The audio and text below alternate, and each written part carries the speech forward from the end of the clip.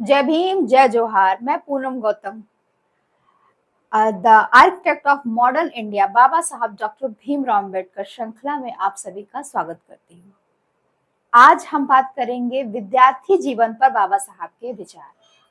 एक civil aspirants को बाबा साहब को क्यों पढ़ना चाहिए, आज के विषय में भी आज तक भी बाबा साहब इतने प्रासंगिक हैं क्योंकि वो विश्व के टॉप स्कॉलर्स में गिने जाते हैं। क्यों गिने जाते हैं? क्योंकि उन्होंने 32 डिग्रियां ली और 64 टॉपिक्स का अध्ययन किया उन्होंने, साथ ही साथ उन्हें 9 भाषाओं का ज्ञान था।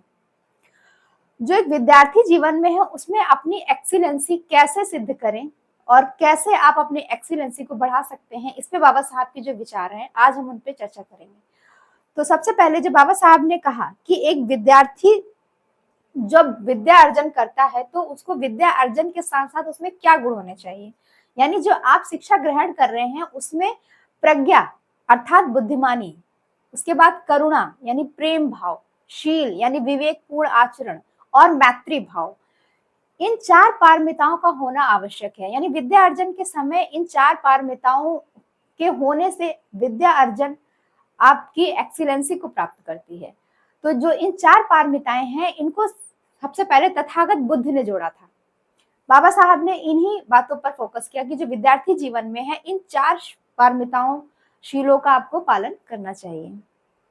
नेक्स्ट हम बात करें, जब आप विद्या अर्जन कर रहे हैं तो उसमें आप जो है वो रचनात्मक स्किल्स अपने डेवलप करें, यानी आप केवल पढ़ाई ना करें, उसके साथ साथ आपकी जो भी कोई स्किल्ड हो उसको और इम्प्रूव करें और रचनात्मक कार्यों में अपने आप को लगाए रखें। नेक्स्ट हम बात करें, बाबा साहब ने कहा कि पढ़ लिख कर केवल क्लर्क बनना और पत्थर तोड़ना दोनों को एक समान माना, क्योंकि आप पढ़ लिख कर एक्सीलेंसी को प्राप्त नहीं कर रहे हैं तो आप भी एक मजदूर है जो पत्थर तोड़ता है, उसके समान ही आपको माना जाएगा। जो विद्यार्थी शिक्षा ले रहे हैं वह उनके बौद्धिक स्तर को बढ़ा रहा है या नहीं बढ़ा रहा है, कि वो बौद्धिक स्तर कैसे विकसित होगा कि आप समझे कि जो शिक्षा आप ले रहे हैं वो आपके लिए उपयोगी है या नहीं है, वो आपको रोजगार दिलाने में उपयोगी हो सकती है या नहीं हो सकती। इस विवेचनापूर्ण कार्य आपको जो एक माइंड आपका करता है तब आप एक्सीलेंसी की ओर जाते हैं। तो इन चीजों का आप जब आप अध्ययन कर रहे हो तो इस बात पर भी आप फोकस करें।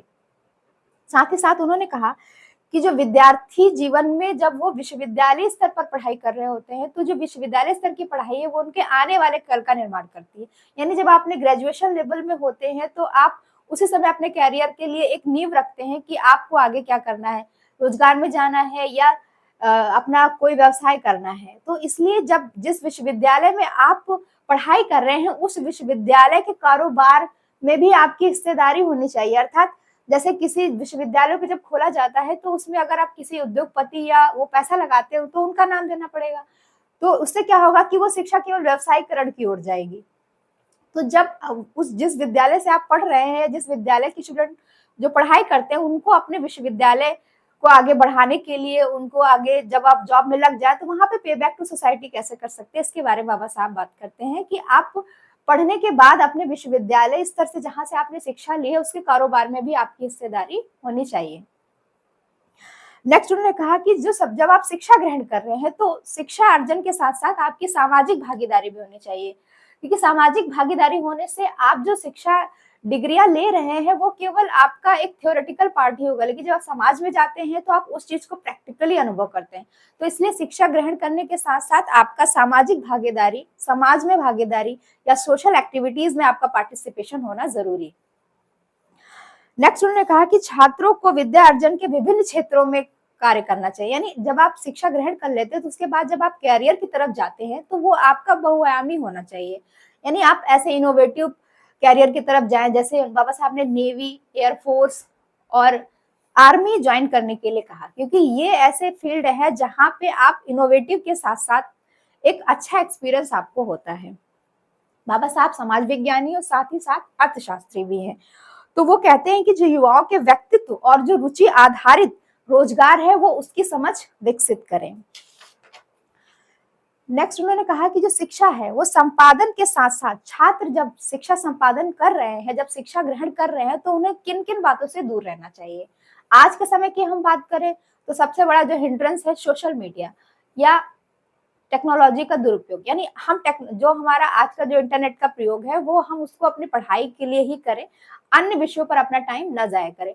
और जो इसके साथ साथ उन्होंने कहा कि जब आप शिक्षा ग्रहण कर रहे हैं तो आप राजनीति से दूर रहें, क्योंकि राजनीति से क्या होता है कि आप जो शिक्षा के मूल उद्देश्य आप उससे भटक जाते हैं। तो इसलिए उन्होंने, बाबा साहब ने कहा, जब आप शिक्षा ग्रहण कर रहे हैं तो आप राजनीति से दूर रहें। जब युवक हमारे जो हैं, जो शिक्षा ग्रहण कर रहे हैं, उनमें स्वाभिमानी बने, अपने व्यक्तित्व को स्वाभिमानी बनाएं और निर्भय बने, यानी उनमें किसी चीज का डर नहीं होना चाहिए। अपने स्किल्ड को अच्छे से स्किल्ड करें, अपने कम्युनिकेशन स्किल्स को बढ़ाएं। जब आप शिक्षा ग्रहण कर रहे हैं तो आप केवल किताबी ज्ञान ही ना लें, बल्कि अपने आप को टेक्निकली स्किल्ड भी करें। जो वर्तमान में जो आपकी टेक्नोलॉजीज नई नई आ रही है उनको सीखने का प्रयास करें। इसके साथ आप शिक्षा जब ग्रहण करते हैं तो आपकी शिक्षा एक स्किल्ड हो जाती है, तब आप एक स्किल्ड स्कॉलर्स कहलाते हैं।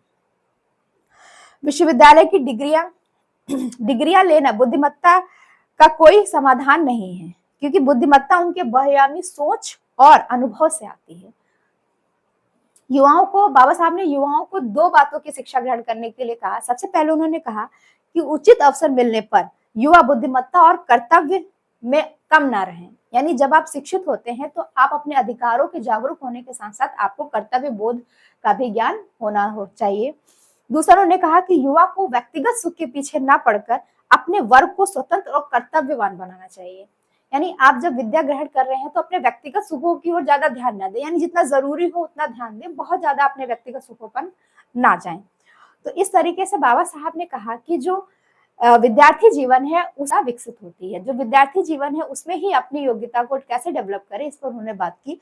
उन्होंने कहा कि जो एक स्किल्ड स्कॉलर है या जो प्रशिक्षित, क्या गुण होते हैं। जब वो प्रशिक्षित होता है तो उसे तथ्यों को सही ढंग से एनालिसिस करना आ जाता है। दूसरा, उन्होंने कहा कि वो तथ्यों को पहचान जाता है, वो जान जाता है कि ये जो फैक्ट है इसको यूजफुल इंफॉर्मेशन में कैसे कन्वर्ट करें, इसकी स्किल्ड उसको आ जाती है। नेक्स्ट, उन्होंने कहा कि जब आप किसी चीज को माने तो उसको समय, तथ्य और तर्क की कसौटी पर खड़ा करें। ये बात तथागत बुद्ध ने भी कही थी कलाम सूत्र में, कि बहुत से लोग कहते हैं या किसी बात को इसलिए मान लो कि किसी धार्मिक ग्रंथ में लिखी है, आप उसको समय के साथ देखिए कि क्या वो इस समय इतनी प्रासंगिक है, उसको तर्क करें कि ये सही है या गलत है। यानी समय, तथ्य और तर्क की कसौटी पर जब कोई बात खरी हो तभी उस बात को फॉलो करें। इस तरीके से जो आपकी शिक्षा है जब वो स्किल्ड होती है तो की जिम्मेदारी, आप में नैतिकता आती है, आप में तथ्यों को अलग करने की, तथ्यों को सही पहचान करने की क्षमता। इस तरीके से बाबा साहब ने विद्यार्थी जीवन कैसा हो, विद्यार्थी जीवन में कैसा होना चाहिए, आप अनुशासन में रहें, आप जितना हो उतना आप पढ़े। बाबा साहब तो 18-18 घंटे पढ़ते थे, लेकिन हर एक पढ़ने की स्किल अलग होती है, तो आप जितना ज्यादा आपका टाइम आप करें और अनुशासन में रहें। इस तरीके से हमने ये सारे अपने विचार रखे, बाबा साहब के विचार आपको बताएं, आप इनको अपने विद्यार्थी जीवन में अनुसरण करें। हमारे वीडियो को शेयर करें, ज्यादा से ज्यादा लाइक करें और कमेंट करें। धन्यवाद।